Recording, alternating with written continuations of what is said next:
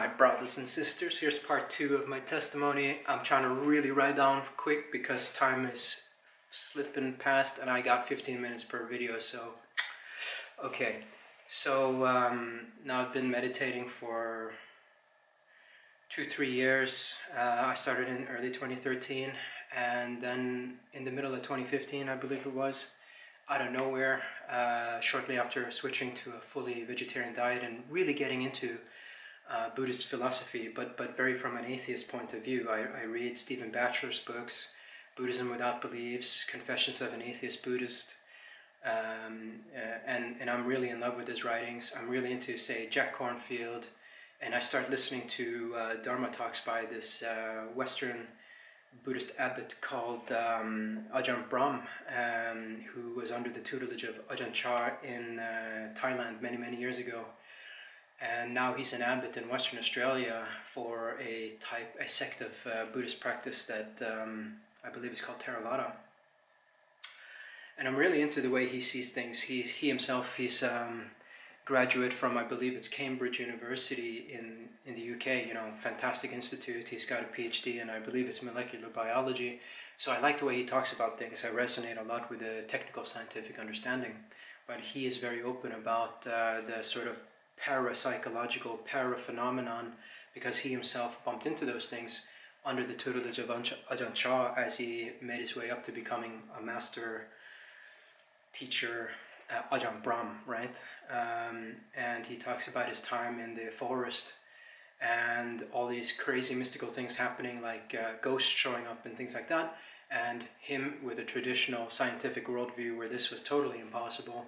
It really flipped his understanding, you know, 180 degrees, and he talks about those experiences and sort of helps other Buddhists ground themselves in the process of seeing more dimensions to reality that we've been told aren't real, but they certainly are.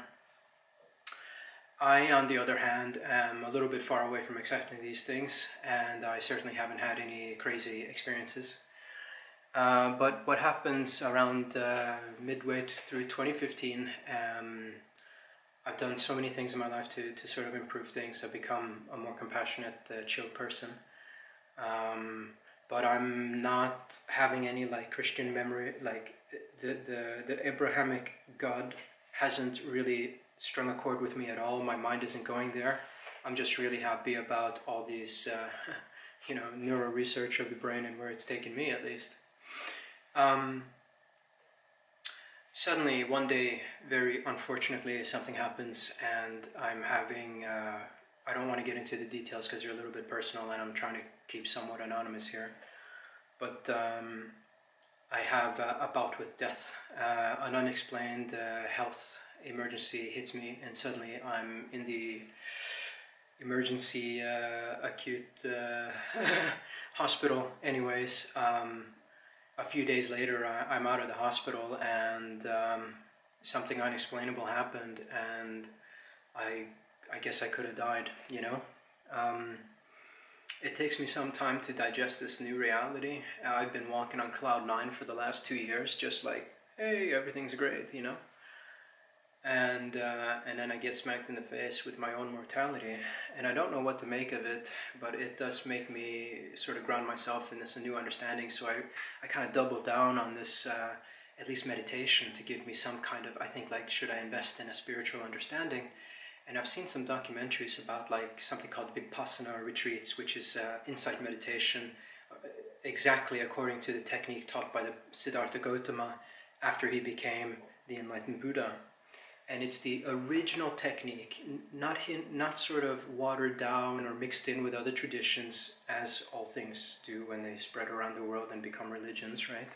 They incorporate their own cultures and meditations, and suddenly the original form is lost. Now I find out that all Vipassana retreats are completely free. You don't need to pay anything, but it's a very rigid and structured way. You basically live like a monk for at least 10 days. Your first session is 10 days. So I sign up. I find out there's a session. There's a very famous Vipassana center close to the country I live in, and I sign up, and I get a spot. Lo and behold, I get a spot that's showing up a few months from the time that I signed up, and I'm sort of geared to go. And a few weeks, about a month before I go to this retreat, really weird things happen. Now, reference the playlist that's linked in the description for the details there. This is when my entire relation to baseline normality is flipped on its head, and I don't know what to make of it, but really like weird stuff, you know. But check out the videos in the bottom. I get much more into the details there. I go to the 10-day Vipassana session early 2017. In January, February, I can't remember which one it was, but early winter time, 2017. I blast through the 10 days. I'm doing really, really good. And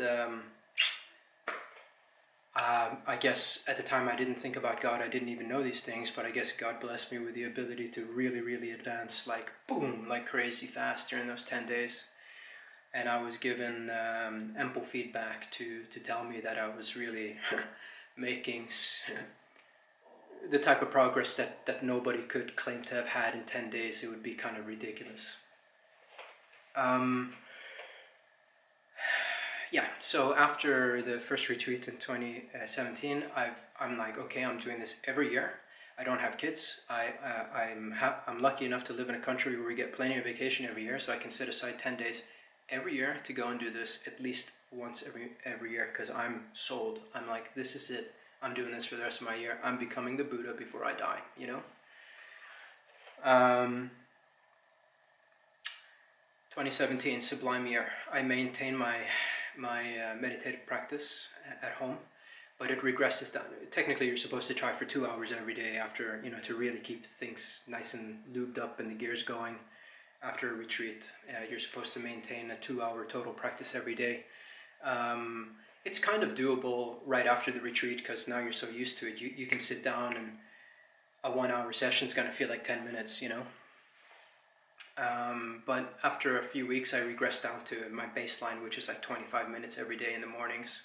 But I do apply the meditative practice during my other activities during the day, like lifting weights and things like that.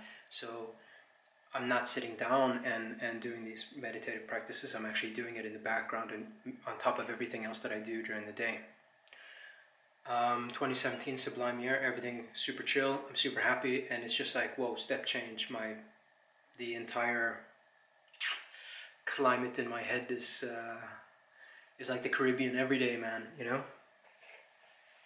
And then I started noticing weird things really taking off. It first started before I went to the 10-day retreat, but nothing was the same after that. It's like you open up a valve to a new dimension that now just bleeds over to the world that we know. And of course, Buddhist is saying that, oh, that's just like, you know, the third eye opening up, and now you're able to see things that most people can't. And that's probably a good thing. Cutting right through the chase, that's a good thing. Again, much more details in the playlist linked in the description, but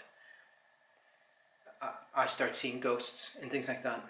And coming from a super secular, materialist, reductionist, scientific worldview to now having witnessed these things, I'm just like, oh, okay, I just apply the Buddha's Dharma teachings and the philosophies and all that. Every time this happens, I'm just like, okay, leave me alone, and peace and non-suffering to all beings now leave, type of thing, you know.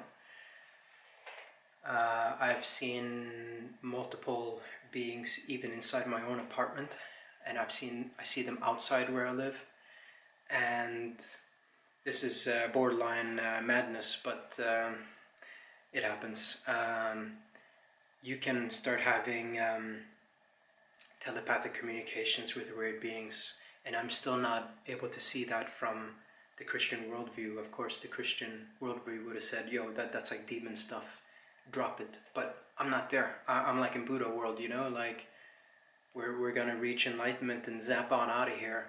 And I kind of self-diagnose myself as reaching a state what the Buddhists call a stream enterer. I'm by no means I haven't felt that I can, like, you know, throw my mind and remember my previous lives, but I'm very convinced that there's multiple reincarnations and yada yada. But I have not experienced this myself, and I have trouble just making things up. I don't like doing that, so I'm still very, like, scientific about the way that I see things. Let's put it that way. I don't like even things that show up in your head. I'm very critical, and even when I started seeing these materializations, like these spirit form materializations, I was very hard analyzing if these were like hallucinations, but turns out they're not, but I'm not going to get into the details. Towards 2018, I've now signed up for my second session in 2018, and it's early 2018. But I start realizing there's something's off. Something is sort of jarring. Something has sort of entered my mind. You can see it that way. Now, I don't say it's not like it's entered your mind and it's staying there. It's just that you're aware of something that's constantly looking into your mind and wanting you to pay attention to things that are less than constructive for your own. Let's say. What's that word I'm thinking of? What's that word? Self-esteem. Yeah, I've never struggled with these things. I'm a very confident person. I'm actually borderline proud. And early in your meditative career, this already was happening before I went to Vipassana, the first retreat, but you get to a state where the background noise of your subconscious is so reduced. It just calms the whole sea, and you're so aware of it because you've spent so much time analyzing your subconscious. Not analyzing, but literally just observing it, and it doesn't generate these thoughts and ruminations or remember bad things that made you super, like, embarrassed, or people screaming at you or getting angry at you when you were a kid. That doesn't happen. But then suddenly I realized something was sort of scanning me all the time and bringing it up, and I was like, what is this, you know? And then I just immediately assumed that this was like my version of Mara coming to test me and my equanimous ability to just observe and not move. I thought it was something like that. For all you Buddhist enthusiasts, just Google Mara and you'll know what I'm talking about. It's sort of like the hindrance, the final hindrance to a higher form of awakening. It kept going, but I was pretty good at baselining to my meditative practice and just writing it out, but it was pretty annoying because that sort of calmness was gone. But I also noticed that suddenly, out of nowhere, once in a while, this thing would come into my head and ask, hey, are you really sure you're on the right path? What if you're wrong? You know, almost like this angst. Something was like wanting me to sort of reevaluate. I'm running out of time again. Pass on to part 3.